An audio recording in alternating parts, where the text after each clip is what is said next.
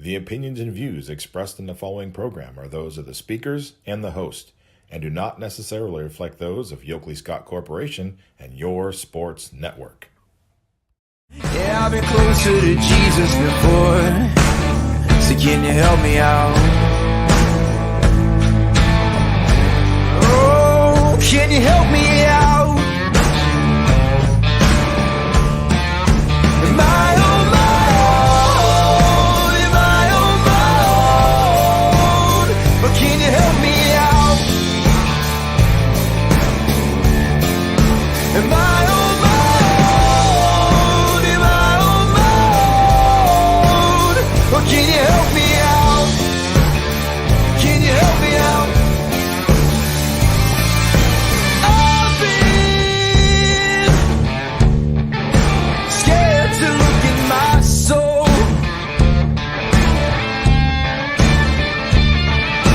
I've been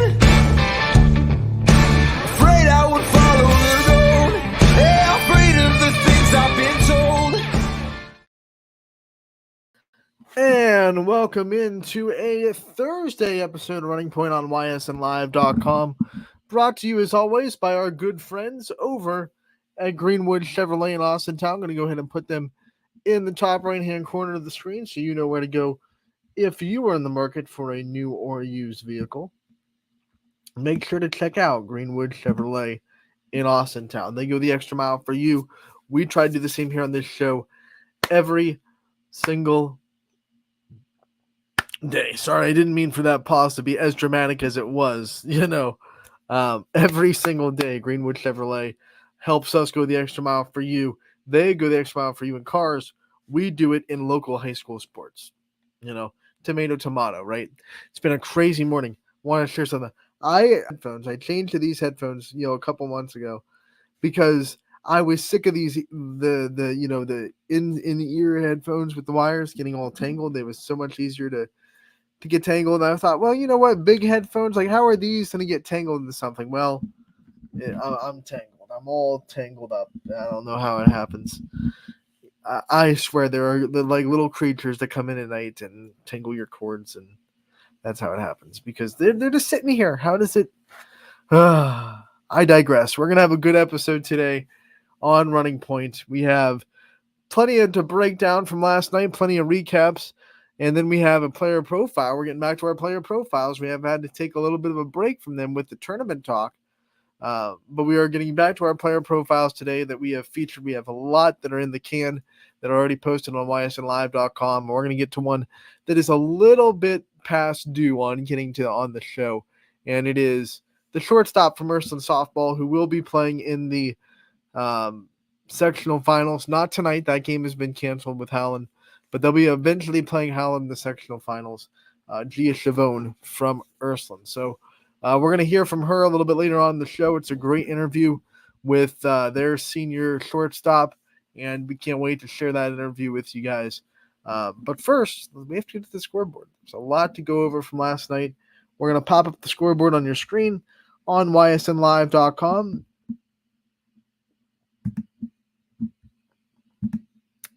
The YSN scoreboard is a great tool for our fans, whether you're at one of the games or watching one of our broadcasts. Either way, you don't want to look away from the screen for too long, and the YSN scoreboard is a great and easy way to get live updated scores from your favorite YSN family teams. We have a great team behind the scenes to make sure that this is as updated as humanly possible, and it is presented by Burnett Pools, Spas, and Hot Tubs. The YSN scoreboard can be found at ysnlive.com/scores. Make sure to check it out today. Well, we're going to check it out today, but make sure you go check it out on your own, right? Here we'll start with baseball as always, and we start with Warren JFK bouncing back from a tough series with Lake Center Christian. They get the big win over Ashtabula St. John, 12-2. Big win for the Eagles. A thriller in the nightcap at Scene Park as Mooney escapes Howland 7-6, beats the Tigers late into the night. A very good nightcap for Scene Park, if I do say so myself. Inside the EOAC, no drama this time around for Columbiana. The first time they played East Palestine It was a battle. It was one that the Bulldogs gave the Clippers everything they possibly could have wanted. This time around, Alex Eusebio and the Clippers shut down East Palestine. They were able to get more runs than last time. 11-1, the final score. Columbiana, no drama this time around against the Bulldogs. West Branch got the win. This is a great win out of conference against Division I Glen Oak. 7-5, the final score. Warriors over the Owls. We go into back to the EOAC. Lisbon with a big win over Southern, 14-5. That 9-run victory, just 1 run off of a run rule. We talked about it in baseball, especially when you're watching pitch counts and you're trying to save arms. Those 9-run wins have to be the ones that really just like are super bittersweet. You're happy you dominated, you're happy you won, but you're as a coach, you're probably sitting there thinking like, man, if we had one more run, we could have saved some arms, saved some pitches, which is one of the strategic things to do in high school baseball. You have a pitch limit, and then you have to rest guys. So when you're trying, especially when you get in tournament time, when we're talking about how much rest these guys have and can they pitch in the next round, ending games when you can early is going to be really important for these baseball teams.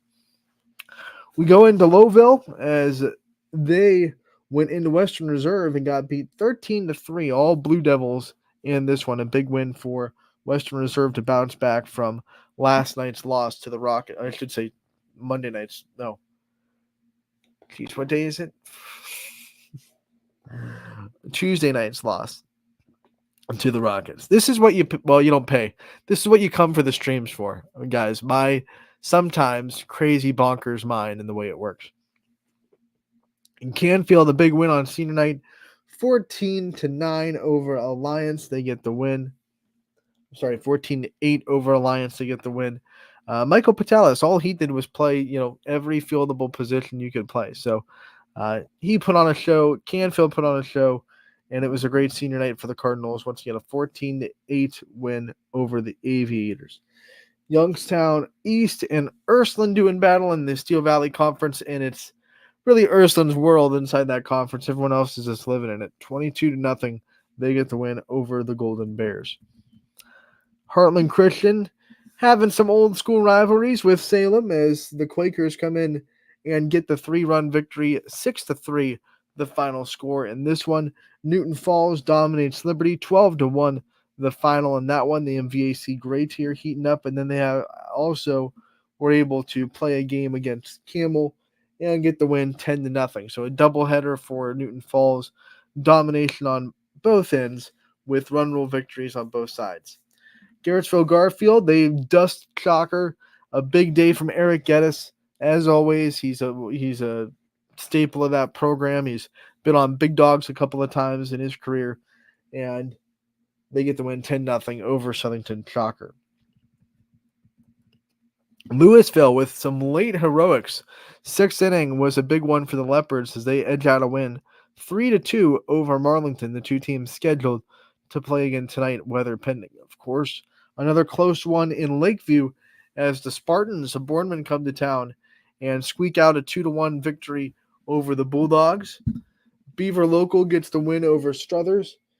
I saw that wrong. Struthers gets the win over Beaver Local, 7-6, the final score there. Champion with an impressive win over Girard, the pitching for the Flashes on point as they win 2-1 over the Indians. We go to Middle Ridge as they travel to Hubbard, and the Eagles were up for the task against a young, scrappy MVAC co-champion team for Middle Ridge, by the way. Hubbard wins 11-1. This is the first time in a while that Middle Ridge baseball has been conference champions. So congratulations to that team. They got it because, Springfield fell to McDonald 4-3. This is one that Middle Ridge needed Springfield to lose, and McDonald had a comeback. This was a continued game. It was 3-0 Springfield when they started action back up from the delayed game earlier on in the season. And McDonald had the night. They scored all 4 runs of the night and came back to beat Springfield 4-3. Last but not least, Jackson Milton with a run rule victory over Matthews, 13-3. We go into softball, some of this tournament action, some of it regular season mixed in. Beaver area falls to Shenango, in a very close one, a heartbreaker for the Bobcats. 9-8, the final score there. Mohawk gets back on track. They had a tough week leading into last night, but they get the win 11-3 over West Middlesex. A big win for the Warriors as they look to get back on track before their postseason starts. Edgewood in the tournament, they get the win over Kirtland. 9-6 your final score there. Lakeside beats Niles 19-10. East Liverpool falls to New Philadelphia 20-0. In a tournament action, Lake comes into Boardman, wins a high-scoring affair 16-14. Boardman had the game-winning run aboard in the bottom of the seventh, but a big strikeout from Uniontown Lake ended the rally. There was a very controversial interference call also in that inning. It was a wild game, and as you can see from the score, just everything wild about that. And Lake's offense came through 16-14. They beat the Spartans. They get the upset win on the road. Louisville, no upset in Louisville as they win against Nordonia. 11-1, the final score. They're moving on as well. We have Jackson Milton. They were able to take care of Cardinal 8-3 in their sectional finals. They're going to the district semifinal.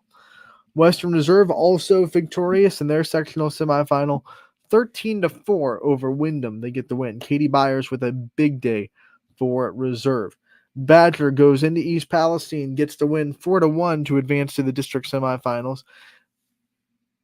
Isabella Bailey continues her impressive end of the season as she has a big game for the Braves to propel them to the district semifinals. A big game for Lily Marilillo in Middle Ridge as they win their sectional final over Lowville. 13-4. That is the third win over the Rockets this season, but the second one out of the three that is not a run roll. McDonald all over Fairport Harding as they win 6-0. The final score there. They advance into the district semifinals for the second straight year. Ashtabula St. John falls to Canton Central Catholic 10-0. The final score in that one. Southern Local gets the win over East Canton 6-5. The final score. They're advancing into the district semifinals for the second time in a row. They will play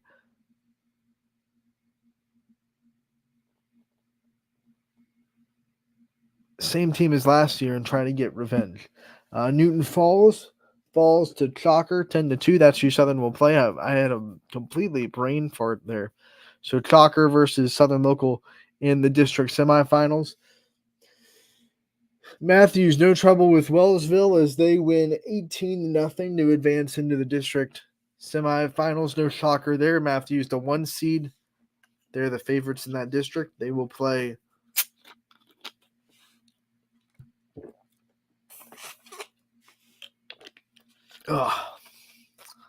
on Monday.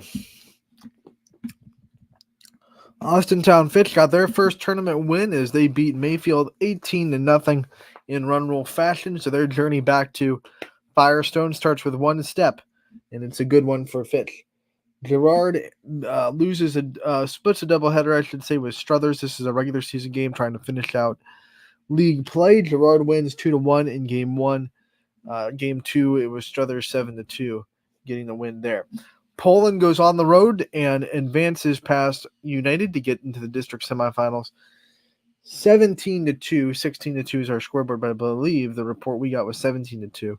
Either way, Poland is moving on. They will play in the South Range district semifinals on Tuesday.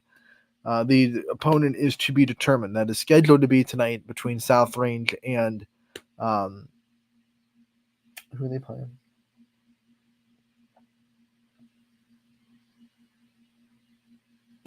I have to hold on. It's killing me. Hold on everything.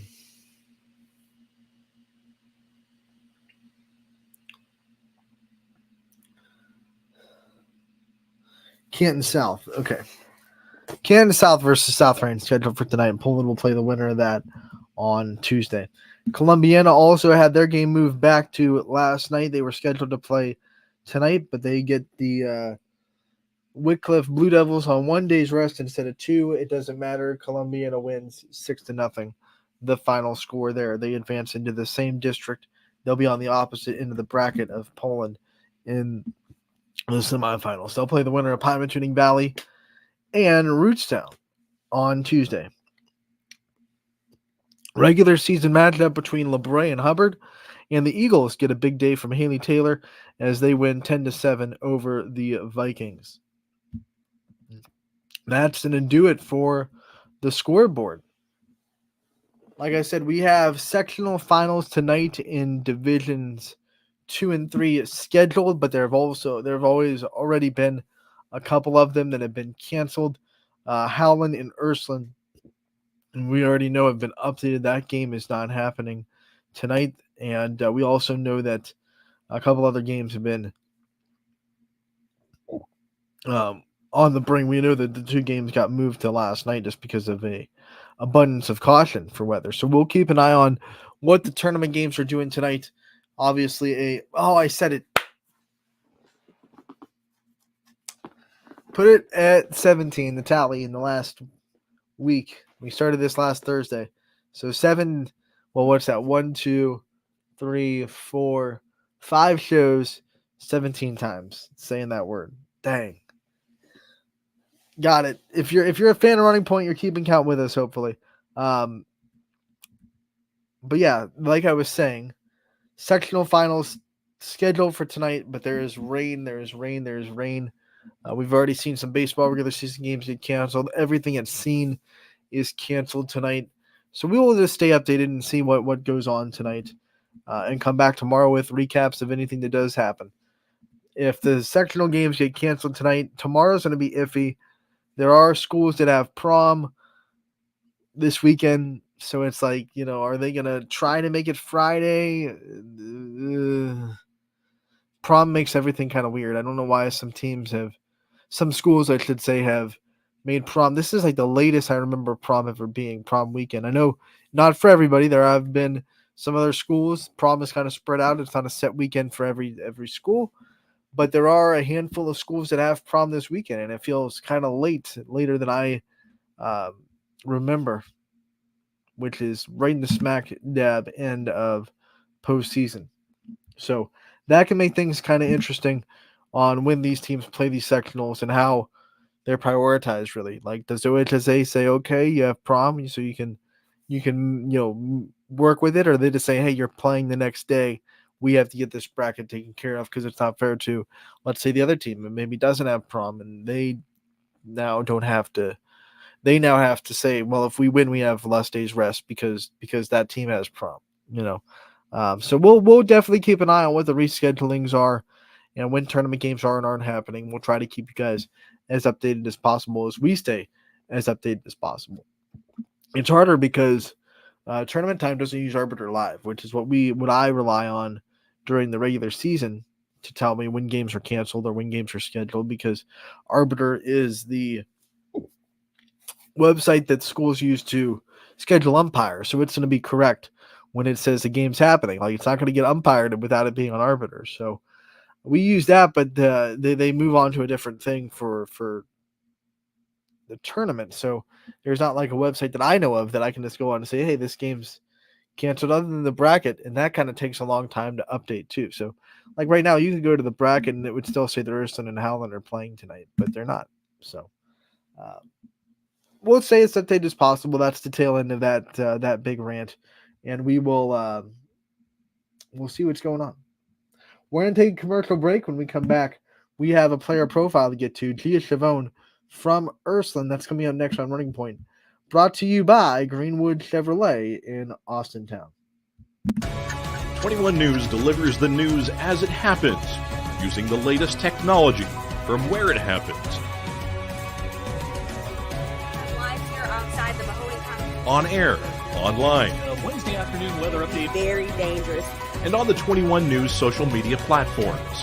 From on on the road right now. 21 News, the Valley's only locally owned source for trusted news since 1953. Craftsmanship to us is 60 years of pride and dedication. Passed down from generation to generation. The hardwood floors that your kids take their first steps on. The solid wood doors you quietly close at night. The things we create day in and day out are the products that end up turning your house into a home. At Baird Brothers Fine Hardwoods, uncompromising quality and craftsmanship built our business. And it will keep us moving forward for generations to come. Going the extra mile at Greenwood Chevrolet means we want to take care of the community that takes care of us too. And we have to work together always. And that's how you stay in business for 40 years. You know, I love being a helper because when I help somebody, it makes me feel good. It means a lot that I can make a difference in others' lives. So I will do everything I can and just being there for them every step of the way. I want them to know within the first 5 minutes that they could depend on me. That's what going the extra mile means, only at Greenwood Chevrolet.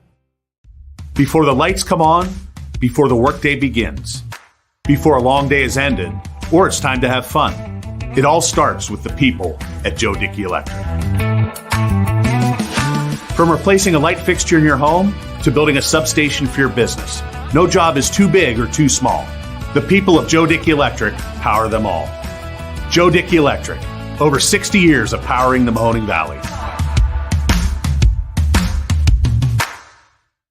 Welcome back to Running Point on ysnlive.com, brought to you by our good friends over at Greenwood Chevrolet in Austintown. They go the extra mile for you. We try to do the same here on this show every single day. Checking the social medias as we were on commercial break, we have some more official cancellations from the softball tournament tonight.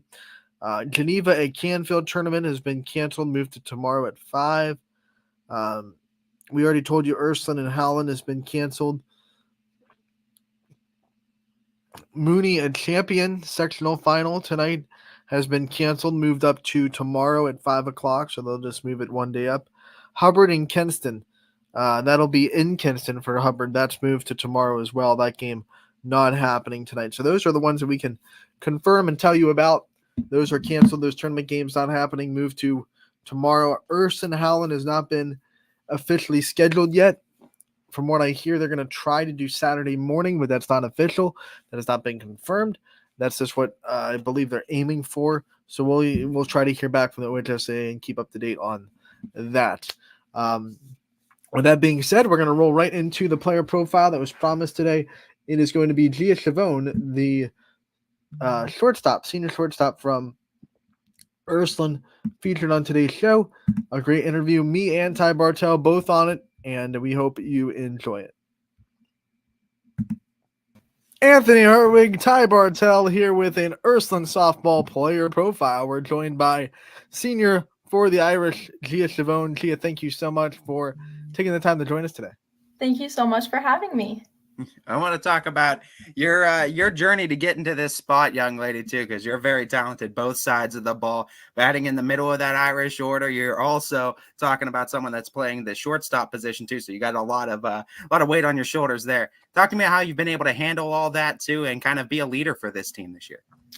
So starting off, years of practice have definitely played a big role in where I'm at today. Coaches along the way have helped me an insane amount. I think Coach Dugan has especially played the biggest role, especially this season. From October to where I'm at now, she has mentally and physically prepared me to be in the position I am right now. You know, Gia, senior year can bring a lot of emotions, right? Because it's the last time you're doing a lot of things, last time you have the last home game, and all the stuff that comes with senior year. How have you been handling the emotions that it brings? So obviously going to college next year is super exciting, but Ursuline has truly given me 4 of the best years of my life. Actually, 3 years of my life. I came here sophomore year, didn't really know anyone on the team, but Ursuline softball has truly prepared me, and senior year is hitting hard, especially because of how much I've loved these years playing, especially on the softball team. Not only that, but academically as well. You talked about your relationship with Coach Dugan and how she's kind of prepared you for this moment too. What's some of your favorite like Coach Dugan quotes? Does she have any like memorable ones that she says a lot to you, or do you have any that stick out? Coach Dugan definitely has played the biggest role these past 3 years. She's like the perfect balance between having fun at practice and staying focused. I can't really think of any hard quotes that she's said, but she truly, how do I even put this into words? She wants the best of us, and we could have played the best game of our life, and she just wants us to see better, or she just wants us to do better and see better for herself. So that's one of the greatest things about her, I think. One of the things that we know about Coach Dugan, talking to her the last couple of years, and obviously watching her coach you guys from afar, she really puts a big stress on the mental game, and she gets you guys in the right mental mindset to be softball players, but to be people too. Yes. What has she helped you the most with when you think about the mental aspect of softball? Coach Dugan has had the biggest influence on making sure you're not very hard on yourself. And what I mean by that is I'm the type of person, I make an error, I'm thinking about it for the next week. She has truly changed my mindset to shake it off because you're only as good as your next play. And that's actually one of the things that she says most often. You're only as good as your next play, and the next play is the only one that matters.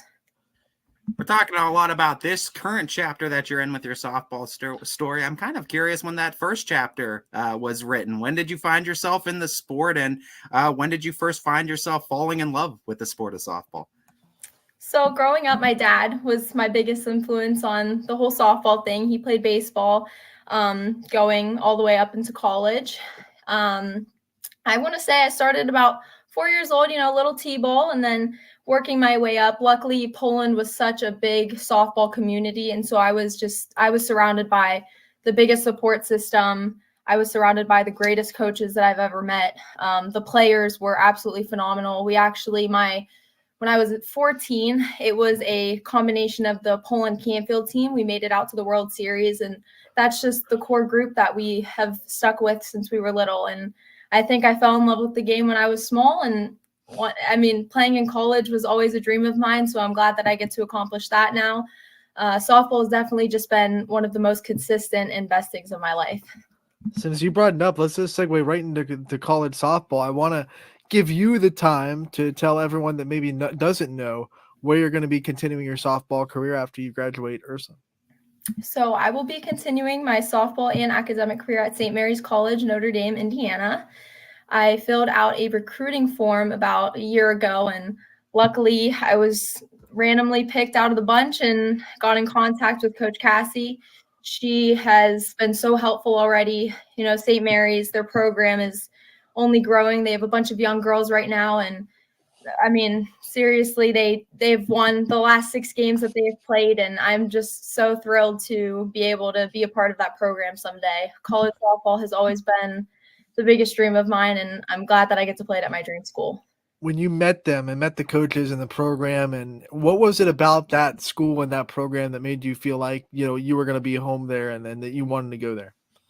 So truthfully, this school is actually a family school of mine between Notre Dame and St. Mary's. My family has had the biggest influence, but being in South Bend has truly been a dream of mine. The atmosphere there is just, it truly is a dream walking on that campus. The coaches were so understanding of the fact that I academically obviously want to advance in my career. They were super understanding of the fact that, there has to be a balance between academics and athletics. I think that was one of the most important things to me. The campus already is absolutely beautiful. The administration is so helpful. I'm just so blessed to be able to go there. Talk about your experience in the sport starting at 4 years old, and you're going to be a collegiate softball player too, and you're going to accomplish that dream. A lot of other girls probably look up to you and say, I want to be in that spot too. I want to be able to reach for the stars and achieve a dream as well. When you talk about maybe some advice you'd give to some younger girls too, some younger softball players that look at a Gia Chavone and say, hey, I want to be like her one day. What's some advice you give them about being able to accomplish their dreams? How do they get there? The biggest piece of advice that I could give as of right now is to just be versatile, be open up to anything. Starting when I was younger, I was originally a second baseman, and I grew into a utility player. That has been one of the most helpful things when, picking a college and starting my senior year, not necessarily knowing where I was going to play. So definitely be versatile, be open up to new ideas, obviously, and just have fun playing the game. It's at the end of the day, softball is simply just a game. It's meant for, you to escape the real world, have fun. And I feel like, people take softball a little bit too harshly sometimes. I think that, it's a sport and it's very important in your life. And, at the end of the day, you got to have fun playing it. So that's something that I took to heart this year. And I'm finally realizing as a senior in high school that, you just have to move on from any errors that were made. Softball is a game of failure and, you just have to take the positives with it. We're talking about you leading the youth of the softball world, but also this team is fairly young. There's a lot of girls that are having, their first year of solid varsity experience and being able to kind of quote unquote get their feet wet. What have you been doing to lead those people along so this program can succeed long after you graduate? So I first and foremost have to give credit to every single senior on this team. You have Lily Dietz. She is really strong in the circle. She has, I don't know how she does it. She's pitched almost every single game for us. She's done absolutely wonderful. Watching her grow from, 12U softball to now, it's just been wonderful to watch her grow. Savannah Patrone, you never have to worry where the ball is going to go when you're in the field. She's always got your back. She's always telling you where the ball is going to go. And then Ariana Wentz, she, you can put her anywhere in the field, anywhere in the lineup. If you need someone that you need a clutch hit from, Ari's your girl. So the seniors have truly shaped this team. I think that we have the perfect balance between, every personality on this senior squad. The younger girls on this team, so talented already. I'm so excited to see how Ysn softball is going to grow in the future. Regardless of where these younger girls are playing, they're succeeding. They're doing really well. And it's a blessing to watch them be able to grow into those players who they're going to become eventually. Ari stepped up with a big pinch hit too the other day. Yeah, she did. I want to talk a little bit about just your career with softball too. Is like I said, it's been an interesting one because of how long you've been in the sport. So you talk about your entire experience and like the advice you were able to offer. But what are some of the goals now that you look ahead for and going into college? What are some of the new goals that stay atop of Gia Chavone's list?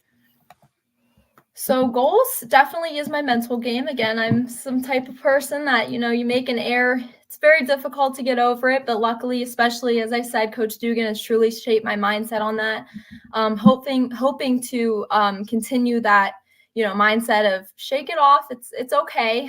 Going into college, I'd really love to, keep my batting average up, keep the errors down, be able to prove that, you could throw me anywhere in the field and I'll be able to get the job done. That's one of the biggest, most important things to me is just being able to be dependable. I like to think of myself as a very approachable person as well. So hopefully people are able to talk to me if they're ever feeling like, they just need a little pick me up. So between mental game, personality wise and skills wise, hoping that those all, merge together.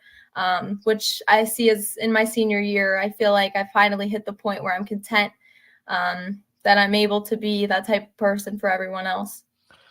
You're hoping that you can be the person that lifts other people up, but I'm wondering who are the people in your life that you can go to when you need to pick me up and you need that nice little confidence boost? Who are some people that you go to?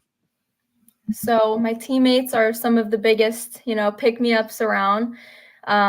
Truly, Ysn softball is such a fun place to be in. This season, regardless of wins and losses, we have an absolute blast playing. My dad has been one of the biggest influences in me. He truly has shaped the player and the person I am today.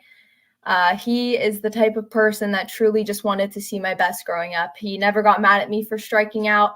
If I made an error, so be it. He just wanted to see the best from me. And I think that truly, that was one of the most important things. And that was one of the things that I was most grateful for growing up with a dad who truly just, again, wanted to see the best in me. He didn't care what happened as long as I was trying my best. That truly made me feel content with the fact that this is just a sport. Also, travel coaches have had such a big impact on me. Growing up with the same coaches has been very important. The consistency as well as new faces. And it's nice to see, different coaches, different opinions on everything. So I feel like just all of those together have absolutely shaped the player that I am today. Your dad's gonna owe you dinner after all the nice things you're saying about him, just so you know. I mean it. I'm curious now, and I'm going to make you pinpoint one too. You've talked about your versatility. You talked about being able to play multiple positions. And of course, you're the type of player, you're going to have fun wherever you play. What position do you have the most fun playing? I feel like I have to say second base because I feel like that's my root position. That's what I grew up playing. Obviously, anywhere else in the infield is awesome. Outfield is so much fun. I feel like there are definitely girls faster than me, but outfield is such a blast to play. I've even stepped up as a semi-catcher this year, and that's also been fun. But definitely second base. That's been, the most consistent position. That's about it. I feel like I know the answer to this follow-up, but I'm going to ask it anyway, too. You talk about all those positions you've learned. Which one was the most difficult for you to kind of get your wings in and figure out? So I feel like stepping into the position of a catcher this year has definitely been the most challenging to learn. I truly give all credit in the world to catchers. I don't know how they do it. I feel like, shortstop is just a mirror of second base. Outfield, definitely learning how to tuck your glove correctly and sprint is very difficult, especially in a game when, balls hit, adrenaline's rushing, and you just don't remember to do that. So I feel like there's challenges in every position. I don't really obviously consider myself a catcher, but again, like catching is definitely a very difficult position. So I'd say that's the most difficult that I've had to pick up and learn this year. The only thing left is pitching. Go warm up. Oh my goodness. Let's go. I'll leave that for my younger sisters. We're good. We're good. So when you think about softball and think of some of your favorite parts of the game, what are some superstitions that you have that you've had some fun with over your career? Oh, my biggest one is definitely the bows. I haven't played a game without a bow in, I want to say, about 5 to 6 years. Do you think it brings you like luck? Is it gonna give you hitting mojo? I don't know. I seriously cannot play a game without a bow. And Urslin's given me the bad habit of the glitter eye black too. So I can't really play without that either now. If I got eye black on, it's got to have glitter on top of it. Now, is it like if you guys are on a win streak, is it the same bow that you're putting in? Do you change bows, or is it just as long as it's a bow, it's okay? To match the uniform. So there's a white one for the white uniforms, but so it goes. You're adding layers of complexity for her. Now she's gonna think about extra things going. Yeah. I also want to talk about. I know this has been a theme for Anthony this year with softball players. The softball icks. I love the question too. What are some softball icks for you? Oh my goodness, I don't even know. I'm gonna be honest. I feel like, you know what? I'd say the eye black all over the face, but I feel like it's so unique and cool. I can't even say that that's an ick anymore. I feel like anything that you make, standing out, I think it's awesome. It's worn on her. I really can't think what's of the it. one winning and leading the way right now, Ann? Right now, we're tied with Nevage and people that wear their visors outside their ears are the ties. Right Okay. Now, the softball you know interviews. what? Then I guess I'll say people who wear the visors above the ponytail, maybe, or over top of, like, if they got French braids in and they're putting the visor over top the braids instead of under, maybe. But you got to do what's comfortable. You got to do it. You're just too nice of a person. Yeah, you know what? You just do you. It's okay. Yeah, just do you. No one's judging. It's not a big deal. What about one that I haven't heard yet from high schoolers, but I hear a lot from college, like stepping on the lines in pregame. Oh, that is Does definitely. that I feel you? like that's like just the universal rule. You don't step on the line. Yeah, that's the unwritten. Like that's a gray Yeah. area. We actually try messing with Coach Dugan all the time, saying that she steps on the line, and if we lose, that's why. Oh, geez, Coach. That's been fun this year. But yeah, I feel like that's just the universal thing. Don't step on the line. You talked about leaving pitching for the younger sisters too. I want to talk about just the experience of playing with relatives too, and just having that experience this year. Playing with my sister has truly been one of the greatest things that could have ever happened. You know, we have always been in different age divisions, but playing with her this year has truly been so fun. I could not imagine having a senior season without her being there with me. I feel like it's definitely brought us closer as people. I am so excited that she's going to have that same relationship with our youngest sister, Francesca. Also a very good softball player, but both my two sisters are definitely my rocks. Those are two girls that I'll do anything for them. And again, I cannot put into words how grateful I am that I was able to play with Ariana this year. She's done so well making varsity as a freshman. I'm so proud of her. She's hitting really well, fielding really well. And again, I'm just so excited that when she's a senior, my youngest sister, Francesca, is going to be a freshman, and she's going to have the same thing all over again with that. So I'm really excited to watch them grow as people, grow as players. And again, I could not be more proud of them both. Yeah, this has been a blast. And what we do at the end of all these interviews is we give the player the chance to take the spotlight off themselves for a second and shine on the people in their life that are supportive, that are there for them, that are in their corner. I want to give you the time to give as many thanks as you want. Take the time that you want to give out your shout outs to your support system. Sounds perfect. So I've already talked up my dad pretty well. You know, he's always been the person that I turn to. You know, if there's an issue with softball, my dad's got it. He's able to fix it for me. Again, my sisters, they are the best people ever. I can't be more thankful for them too. And then last is my mom. My mom, I don't know. I don't know how she does it. She makes bows for our team. She provides the food and snacks and drinks, and she's everywhere at one place. She's always there if you need something. My mom is one of my best friends in the whole entire world. I simply do not know how she does it. I don't even have words for how much she does for us and our family, teammates. She's amazing. Moms are the best. The glue behind the scenes, Yeah. the loudest at the games. I mean, she's got it all. She does her game changer. I mean, your dad's cool, but he's got nothing on your mom. I'm sorry. Dad's the coach. Mom's the number one fan and everything. Right. Yep, always. Gia, we want to thank you again so much for taking the time to join us. It's been a blast talking to you. We wish you the best of luck the rest of this senior season, and we can't wait to talk to you again real soon. Thank you so much.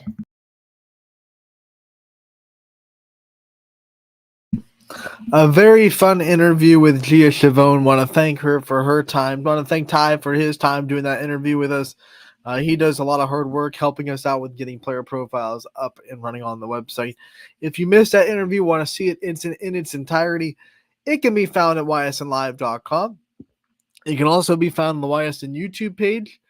So you can make sure to go over there, watch those, check it out. If you're on our YouTube page watching that, if you feel so kind and you feel so obliged to and you want to, hit that subscribe button. It helps us with the YouTube algorithm to get out there to other people. If you're subscribed, likes also help.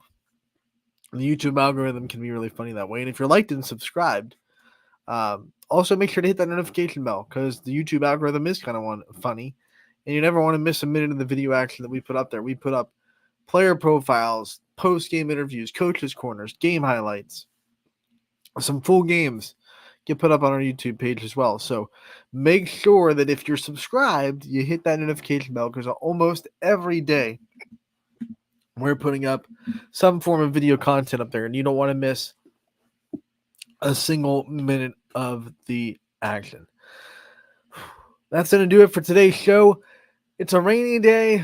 I know it kind of sucks. A lot of things getting canceled, but enjoy the breath. We had a long stretch without rain, without cancellations. And I guess Northeast Ohio wanted to remind us that we still live in one of the cloudiest areas in the country. So that's to be said. Looks good tomorrow. Going to be cloudy and a little bit cool. But if this rain, as long as it doesn't affect all the fields too much, then we should be good to go tomorrow. Fingers crossed. We will be back tomorrow on Running Point 1 to 2. Check it out. And we'll see you all tomorrow. Thank you so much for tuning in today. And have a wonderful evening. Running Point always brought to you by our good friends over